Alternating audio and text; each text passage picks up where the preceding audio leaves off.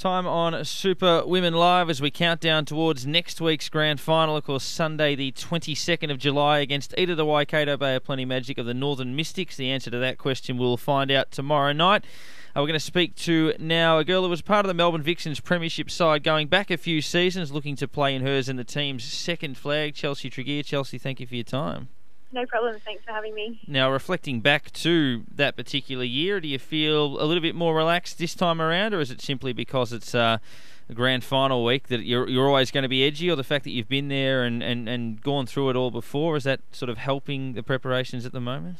Yeah, I think it definitely helps having been through a grand final week before. You sort of know what to expect, but either way, I'm sure come I'll be feeling a little edgy leading into Sunday's game, so I don't think you can really help that, but certainly we're trying just to focus on training and going day by day this week and doing as much research on the opposition once we know who we're playing against, and trying not to get too nervous about the game until game day. Is that the moment where it might sort of sink in, the moment you have an opponent? I know, sort of thinking from a sporting point of view, when you have the week off, you know you're in a grand final, but I guess you don't know it's game on until you know specifically who you're playing and who you can prepare for. Come tomorrow night, when either the Mystics or the Magic have won, do you think that that's the time where everyone sort of clicks in and thinks, well, here we go, this is who we're playing, this is what we've got to do, this is what we're preparing for?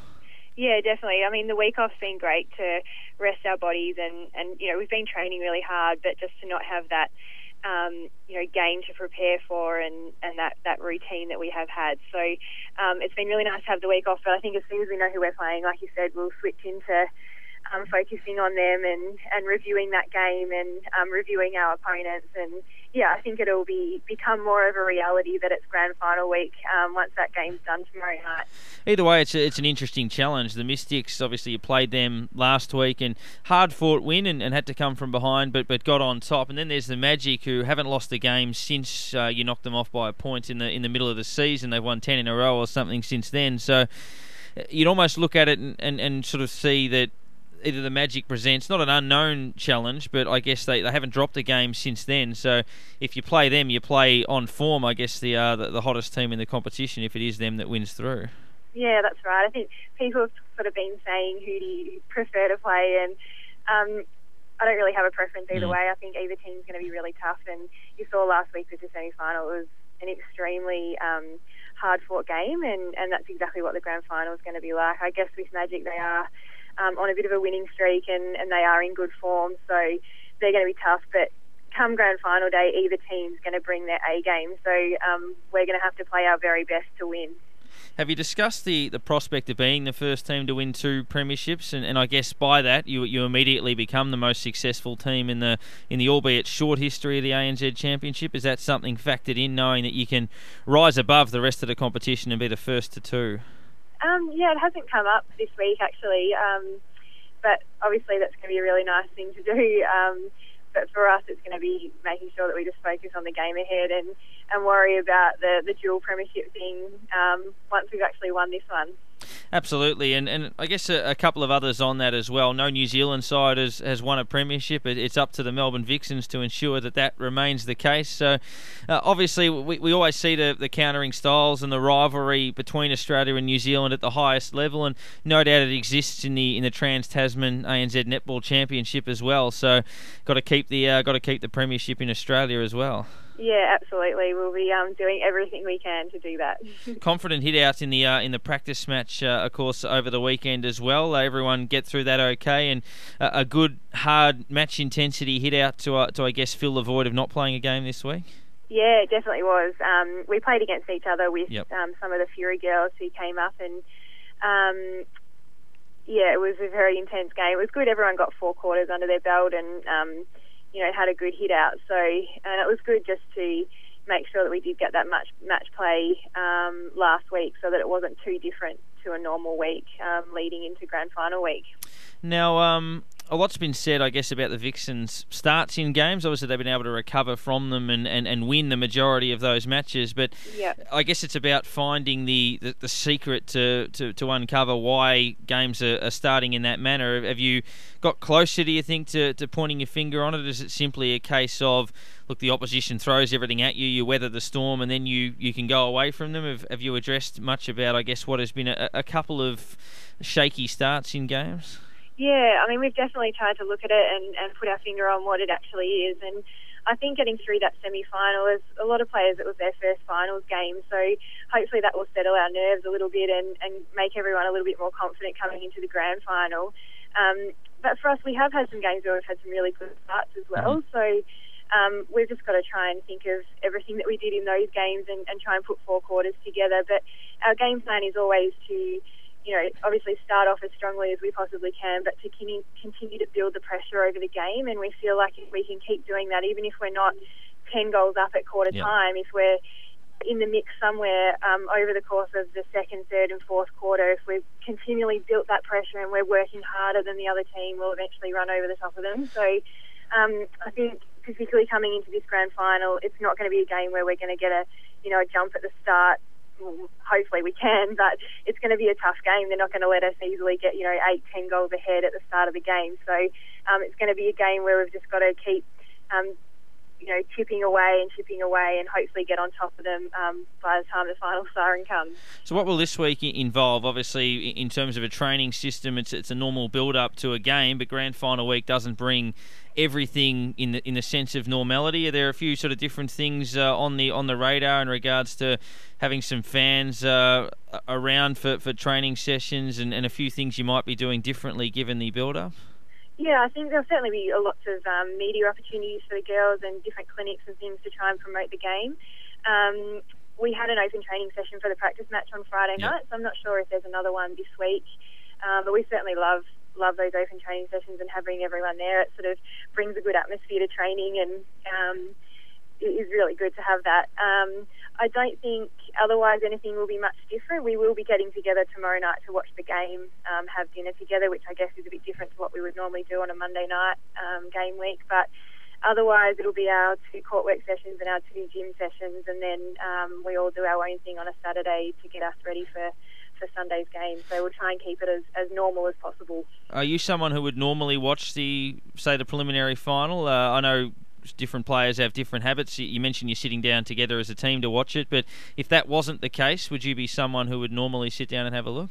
Yeah, definitely. Yep. I would try and, usually I'd probably be working on a Monday, but try and get home. I did last week to watch the second semi-final. So I think if it's live on telly, then it's a great opportunity to get home and watch it. And but then, depending on, I'd probably re-watch it again and stop things and fast forward and take a little bit more into it if I'm really trying to focus on a certain team or a particular player. Tomorrow night, I guess we'll be watching to get a result, but then I'll be reviewing the game over and over again during the week, depending on my opponent. Now, a couple on the setup as well. Obviously, the speed and attack of the Melbourne Vixens has been pivotal with Caldwell and Brown, and obviously yourself as a part of that as well. Someone like Madison Brown, if you're playing centre, must give you enormous confidence looking at the stats, given she is dominating centre pass receives and dominating goal assist. It must give you enormous confidence when you're in the middle of the court to know that you can rely on her, and even, I guess, Tegan with her speed as well, being those options for you. Not a get-out clause, but someone who's always there to present. Yeah, absolutely. Both those girls have had brilliant years, and it's so nice being in that centre position. It can be quite nerve-wracking at times. You're standing there trying to get that centre pass off, but not when you've got someone like Maddie Brown at wing attack. She just manages to get out every single time pretty much. So, and usually it's on the first or the second, but I have the confidence that, even if I wait till the third second, I'm going to get it off to her. So she's an amazing player and has had a great year, and like you say, it's great to have someone like that on the team. You just know she's a go-to player and someone who's going to deliver the ball to our shooters beautifully, so we're very lucky. Now, you did mention right at the start, obviously the girls have had the chance to rest their feet. Gives us the perfect chance to give you the opportunity to plug your business again before we let you go, so in case people want to come down there. Yeah, so I'm a podiatrist, obviously, as probably most people know, but work down at Moorabbin Foot Centre, which is just on the South Road in Moorabbin, and it's keeping us pretty busy, so lots of feet to look after, and we'll be trying to take it as easy as possible at work this week. make sure I'm nice and rested up for the grand final. Well, hopefully you can put the feet up after the grand final and toast another premiership, Chelsea. Thank you very much for your time. Good luck for the week. Good luck with everything that comes with it, and we hope you enjoy it. Joining me now on Superwomen Live is Karyn Howarth, one of the revelations for the Melbourne Vixens this season. Played a pivotal role in their early season dominance and now again in their charge towards the grand final. She joins us on the line. Karyn, thank you for your time. Thank you for having me. Now, going back to last week, it'd be remiss of us not to mention this. Obviously, there was a lot of discussion in the wake of the last Mystics game with the chairlift defence and that sort of stuff. It was tried a few times last week. From your point of view, I imagine it's something you girls would have prepared for. What does that I guess, entail? Is it a case of getting in between the two defenders so they can't be together to set that sort of thing up, the player that's not shooting, for example? And I guess the way that you address that on match day. Yeah, absolutely. So it was something that we obviously discussed at training, and we did go through ways to beat that and combat that. It did actually happen a few times in the game. One of them was successful, and thankfully they didn't actually get that intercept. But yeah, it is just a matter about the other goaler getting in between them so they can't set it up, and also your centre court being eyes for you. So they can obviously see that being set up, whereas as a goaler you kind of can't. So it is really about your other goaler and your centre court supporting you and making sure that they're being the eyes and trying to just make sure that it doesn't get set up to begin with. Absolutely. Now, from your own point of view, we spoke to you in the middle stages of the season about how well you'd been progressing, obviously coming into the Vixens fold and producing some match-winning efforts in the early part of the season. Now, obviously, full games and big results, 33 goals, I think it was, in the first final. You must be absolutely delighted with the way the season's going from strength to strength. We know there's one more box to tick, but it's been a fairy tale so far.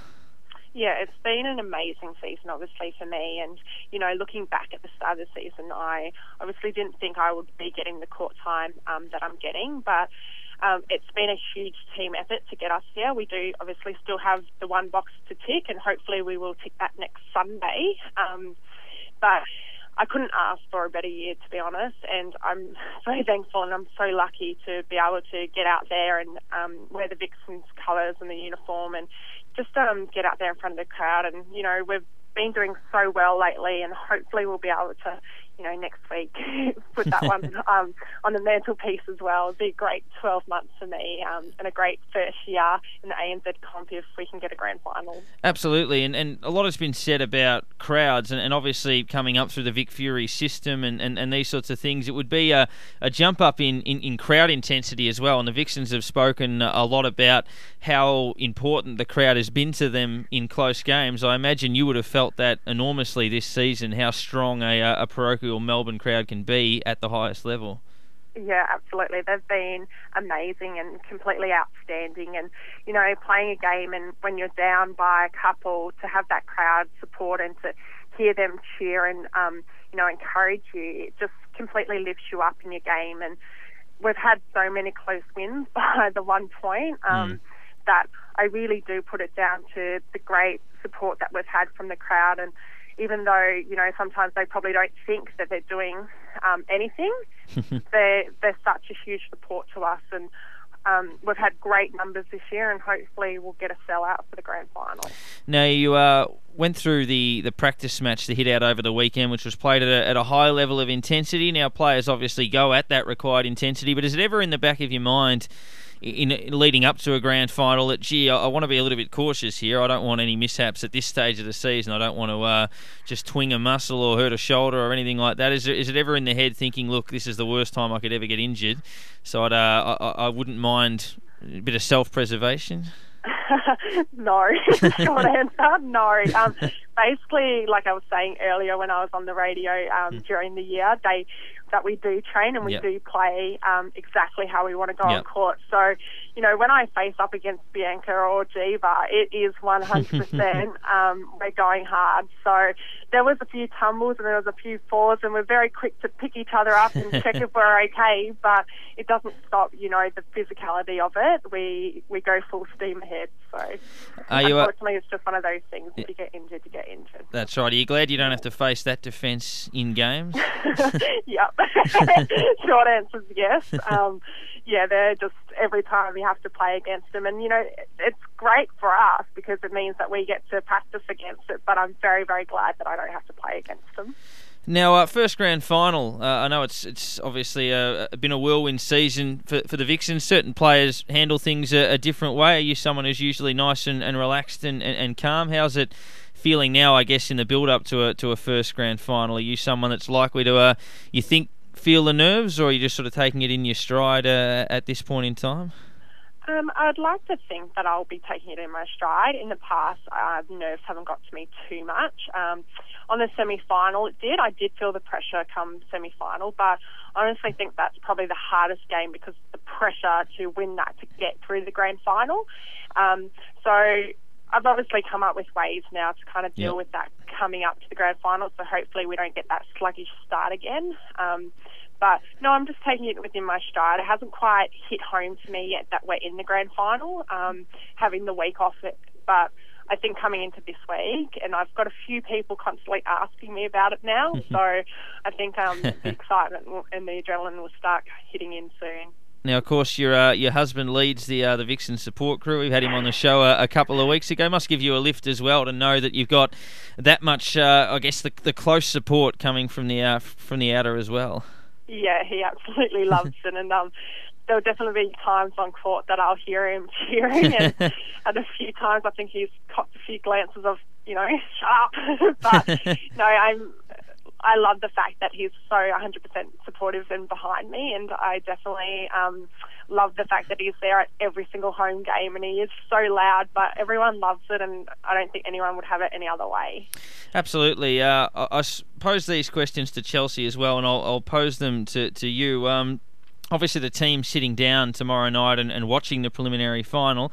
If that wasn't the case, are you the kind of person that would normally watch the game to see who you're finding out? Are you someone that would just sort of focus on your preparation and deal with it once it's known, or are you the kind of person that does watch the opposition games in the lead up? Obviously, it's a big week this week. Yeah. No, if we weren't all going to meet up, I would have been obviously at home watching it anyway. Yeah. I do like to see what works and what doesn't work against them. Gives you that little bit of insight knowledge.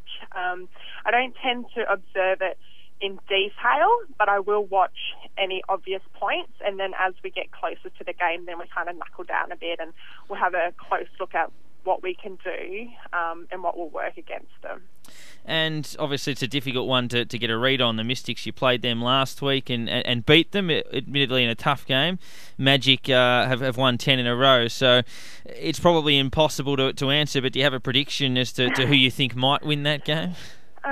Magic have had such an amazing run home. I honestly think that they'll give Mystics a run for their money, but I do think Mystics will get over the line. I think they're just a stronger team. And the game against the Thunderbirds where Magic won it in the dying seconds, I just don't think that game is good enough to beat the Mystics yet. Okay. Well, it'll be interesting, that's for sure. I know last year they met in a preliminary final and there wasn't much between them at all. And just before we let you go, obviously you went down over the course of the weekend to a local game down in the Gippsland neck of the woods to watch, I think it was Bullen go about their business. Yeah, I did. So I was very, very honoured that I got to make an appearance at the Bullen Netball and Football Association.